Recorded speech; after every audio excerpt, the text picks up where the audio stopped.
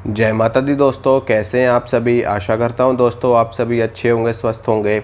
आज मैं आपको ये बताऊंगा कि 1.25 लाख मंत्र जाप करने के बाद भी अगर आपको सिद्धि ना मिले तो ऐसा क्यों होता है, इसके पीछे क्या वजह होती है, कहां पर आपसे गलती हो रही होती है और ऐसा देवी देवता क्यों करते हैं, क्यों हमको सिद्धि प्राप्त नहीं होती 1.25 लाख मंत्र जाप करने के बाद भी। आज इसी विषय पे मैं चर्चा करूंगा और आपको जानकारी दूंगा। जानकारी देने से पहले आपको ये बता दूं, अगर आप लोग इस चैनल पे नए हैं, पहली बार वीडियो देख रहे हैं, तो चैनल को सब्सक्राइब कर लेना, वीडियो को लाइक करना, वीडियो को शेयर करना। इसी तरह की जानकारी आपको इस चैनल पर मिलती रहती है। तो देखिए दोस्तों, 1.25 लाख मंत्र, 1.25 लाख की जो संख्या होती है वो एक विशेष संख्या होती है। हमारे शास्त्रों में, हमारे ऋषि मुनियों द्वारा ये संख्या निर्धारित की गई है कि अगर हम किसी मंत्र का 1.25 लाख की संख्या में जप कर लेते हैं तो उस मंत्र को सिद्ध माना जाता है। लेकिन ये जो संख्या है ये हर मंत्र के लिए लागू नहीं होती है। मैं आपको ये बता दूं कि जो 1.25 लाख की जो संख्या है वो सिर्फ और सिर्फ मंत्र सिद्धि के लिए मानी जाती है।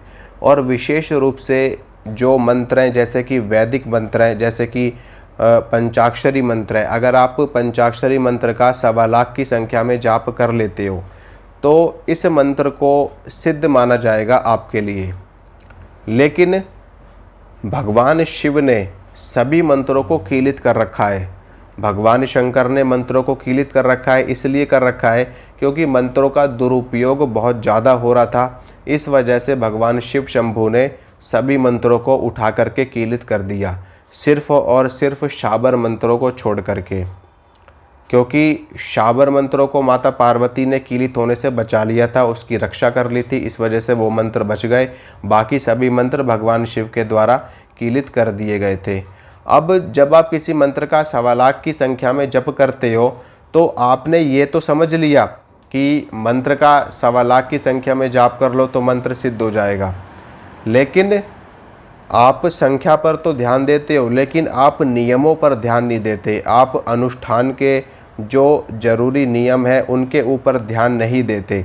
और जब आप उन चीज़ों के ऊपर ध्यान नहीं देंगे तो आपको मंत्र सिद्धि नहीं प्राप्त होगी। नियम कौन कौन से हैं वो मैं आपको बताता हूँ। पहला और सबसे बड़ा नियम ब्रह्मचर्य। बिना ब्रह्मचर्य के आप दुनिया की कोई सिद्धि प्राप्त नहीं कर सकते, चाहे वो इतनी सी सिद्धि हो, चाहे वो इतनी बड़ी सिद्धि हो।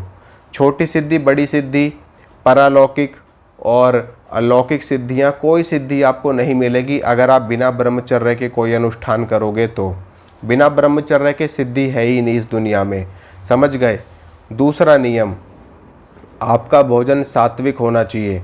मांसाहार करते हुए आप कोई सिद्धि प्राप्त नहीं कर सकते। आप ये सोचो कि हम मांस का भक्षण करेंगे, मांस खाएंगे, शराब पिएंगे और हम साधना करेंगे, हम सिद्धि प्राप्त कर लेंगे। अगर आप भैरव की भी उपासना कर रहे हो ना, माता काली की भी उपासना कर रहे हो, तब भी आपको सिद्धि नहीं मिलेगी। मांस का भक्षण जो कोई भी करता है उस व्यक्ति को कभी भी सिद्ध नहीं माना जाता, ना ही उसको कभी सिद्धि प्राप्त होती है। हाँ, वो बात अलग है कि वो कुछ एक देवी देवताओं को मांस का भोग दे करके, शराब का भोग दे करके उनको चला दें, उनको भोग दे करके अपना कोई कार्य करवा लें, अपनी कोई मनोकामना पूरी करवा लें। वो होता है देवी देवताओं को भोग दे करके उनको प्रसन्न करना और उनसे अपना कार्य सिद्ध करवाना, वो एक अलग चीज़ होती है। सिद्धि एक अलग चीज़ होती है। सिद्धि में क्या होता है ना कि जो आप बोलोगे आपकी शक्तियाँ वो कार्य करेंगी ही करेंगी, चाहे कुछ भी हो जाए। आपने बोला कि इसको मार दो तो वो बंदा मरेगा ही मरेगा, ये होती है सिद्धि, ठीक है। और वैसे भोग दे करके कार्य करवाना वो देवी देवताओं के ऊपर डिपेंड करता है कि वो आपका कार्य करेंगे या नहीं करेंगे और आपका भोग स्वीकार करेंगे या नहीं करेंगे। तो दूसरी चीज़ मैंने आपको बताई कि सात्विक भोजन और शाकाहारी भोजन आपको लेना पड़ेगा, तभी आपको सिद्धि मिलेगी। तीसरा नियम मैं आपको बता दूं कि आपके अंदर बिल्कुल भी लोभ, लालच, काम, क्रोध, ईर्ष्या, द्वेष, ये सभी चीज़ें नहीं होनी चाहिए। जब आप अनुष्ठान के ऊपर बैठे हो तब तो विशेष रूप से नहीं होनी चाहिए। चौथी चीज़ है भूमि शयन। जब आप अनुष्ठान कर रहे हो मंत्र का तो आपको ज़मीन पर ही सोना है। अगर आप बिस्तर पर सो रहे हो, बेड पर सो रहे हो, तो तब भी आपको सिद्धि प्राप्त नहीं होगी। हाँ, इतना है कि आप अलग से खाट पर सो सकते हो, लेकिन अगर आपने अपने इष्ट का आसन अपने खाट से नीचे लगाया है तो आप बिल्कुल भी खाट पर भी नहीं सो सकते हो। अगर आप खाट पर सोओगे तो आपके इष्ट का जो आसन है वो आपसे ऊंचा होना चाहिए, ठीक है। इसके अलावा अपना काम स्वयं करें, जहाँ तक जितना ज़्यादा हो सके अपना काम स्वयं करना है आपको, और क्रोध से बचना है, और लड़ाई नहीं करनी, झगड़ा नहीं करना, गुस्सा नहीं करना, क्योंकि ये सभी चीज़ें हमारी जो साधना है, जो हमारा ब्रह्मचर्य है, उसको नष्ट करती हैं। और जितना ज़्यादा हो सके शुद्ध भोजन आपको लेना है, सात्विक भोजन आपको लेना है, ताज़ा पका हुआ भोजन लेना है, क्योंकि आप अगर बासी भोजन करेंगे तो बासी भोजन करने से हमारे मन में कामुकता जागती है और हमारी साधना खंडित होती है, ब्रह्मचर्य खंडित होता है। इस चीज़ का आपको ध्यान रखना है, और इन सभी चीज़ों को लेकर के अगर आप 1.25 लाख मंत्र जाप करेंगे तो आपको सिद्धि प्राप्त होगी, और निश्चित रूप से प्राप्त होगी। भले ही आपको कोई अनुभव ना हो,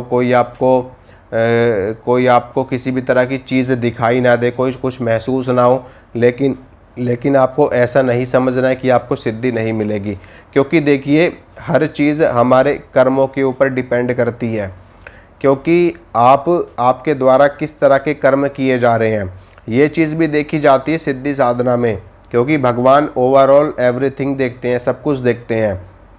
आप कैसे व्यक्ति हैं, आपका व्यवहार कैसा है, आपका कर्म कैसा है, आप कितनी पूजा करते हैं, कितना पाठ करते हैं, आप लोगों से कैसे बर्ताव करते हैं, हर चीज़ देखी जाती है। तब उसके बाद में ये डिसाइड किया जाता है कि आपको सिद्धि मिलेगी या नहीं मिलेगी। सिर्फ मंत्र जाप कर लेने से, अनुष्ठान के नियम कर लेने से किसी भी साधक को, किसी भी भगत को सिद्धि नहीं मिल जाती। हर चीज़ देखी जाती है, अगला पिछला सब देखा जाता है। पूर्व जन्मों में आपके कैसे कर्म रहे हैं, आपने किसी के साथ में हिंसा तो नहीं करी, आप जो जीव जंतु हैं उनको परेशान तो नहीं करते, उनको तंग तो नहीं करते, जानवरों के प्रति आपका व्यवहार कैसा है, लोगों के प्रति आपका व्यवहार कैसा है, समाज के प्रति आपका व्यवहार कैसा है, देवी देवताओं के प्रति आपका व्यवहार कैसा है। कई बार तो लोग ऐसे हैं कि देवी देवताओं की साधना भी सिर्फ और सिर्फ स्वार्थ के लिए करते हैं। उनको ये चाहिए कि बस हमारी इच्छा पूरी हो, उसके बाद देवी देवता अपने रास्ते और हम अपने रास्ते। तो ऐसी भी अगर आपकी दशा है, ऐसी भी अगर आपकी कंडीशन है, तो भी आपको सिद्धि मिलने में देरी हो सकती है, या फिर ये भी है कि आपको सिद्धि मिले ही ना। तो हर चीज़ देखी जाती है साधना के क्षेत्र में। इसीलिए ऐसा मत सोचना कि आपने 1.25 लाख मंत्र जाप कर लिया और आपको सिद्धि मिल गई। भाई देखिए, सिद्धि देना देवी देवताओं के हाथ में होता है, हमारे हाथ में सिर्फ मेहनत करना होता है, हम साधना कर सकते हैं। हो सकता है कि भगवान परीक्षा ले रहे हो, माता रानी परीक्षा ले रही हो, और आपको उस परीक्षा में खरा उतरना है। इसीलिए कहा जाता है कि एक बार साधना करो, 2 बार करो, 3 बार करो, 4 बार करो, जब तक आपको सिद्धि ना मिल जाए तब तक आपको साधना करते रहना है। कभी पीछे नहीं हटना, हार नहीं माननी, आपको लगातार प्रयास करते रहना है। Practice makes a man perfect. तो साधना करिए, आपको सिद्धि जरूर मिलेगी।